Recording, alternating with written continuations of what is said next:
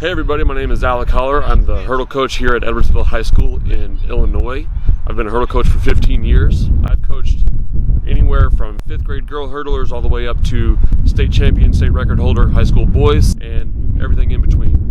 In today's video, we're going to talk about the how, what, why, and when of discount hurdling.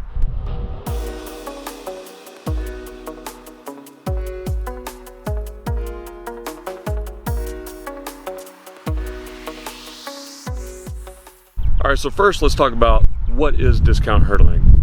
Discount hurdling is anytime you manipulate the height or distance of the hurdle for training purposes to fit your training emphasis on that day. So that is what discount hurdling is. Let's discuss why you would do it.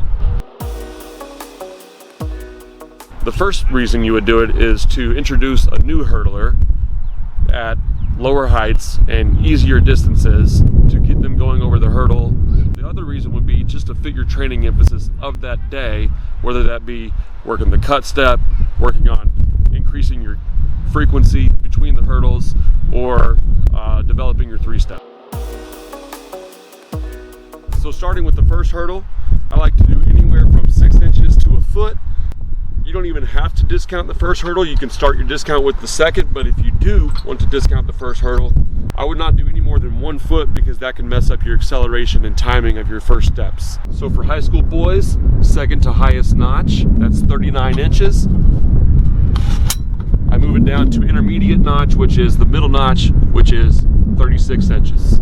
One reason to discount the first hurdle is if you're working on the cut step, or if you're trying to prevent projecting over the first hurdle. If your hurdler is floating, it can train your hurdler to pull their plant step closer to the body rather than planting out in front and projecting up high.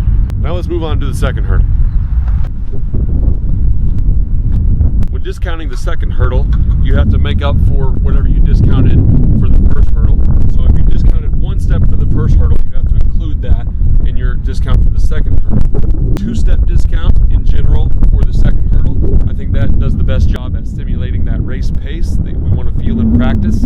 Anything farther than that, and I think you're not practicing the race pace that you want. Alright, so currently we have 2 hurdles set up. The first hurdle is at race height. Again, I would rather have that at intermediate height, that 36 inches, but you could do one at race height and the next at 36 inches if you like. We have a 1 foot discount on the first hurdle, and then 3 baby step 1 foot discount on the second hurdle. I just go 1, 2, 3, and remember that's actually a 2-step discount because one of those steps is just making up for the 1-step discount of the first hurdle. Now, typically I don't like to do more than 2 hurdles in 1 rep. I feel like you get a diminishing return the further you go. Again, you want your hurdlers to be comfortable, and sometimes they need to go over race height to feel comfortable. Sometimes they want to go over more hurdlers just to feel stabilized in their skills. So you have to listen to your hurdlers, that's fine. I would never do any more than 3 hurdles in a rep, but here's how I would set up a 3rd hurdle. It can get a little confusing the more hurdles you add, because that increases how much discount you need to keep the same distance between each hurdle. For the 3rd hurdle, to keep the discount the same, it's the 1, 2, 3, and then another 2. For the first hurdle, an additional 2 for the second, and to equalize the discount for all the hurdles, we do another 2 for the 3rd hurdle. So now we have our hurdles set up. We have 3 hurdles, which would be the maximum I would do in a single practice rep. And I would also make sure to limit the reps because we have our maximum amount of practice hurdles set up. So I would do anywhere from 3 to 5 total reps. Even if the hurdler is feeling good and wants to do more, the cumulative effect of too many reps, sometimes you don't know until it's too late.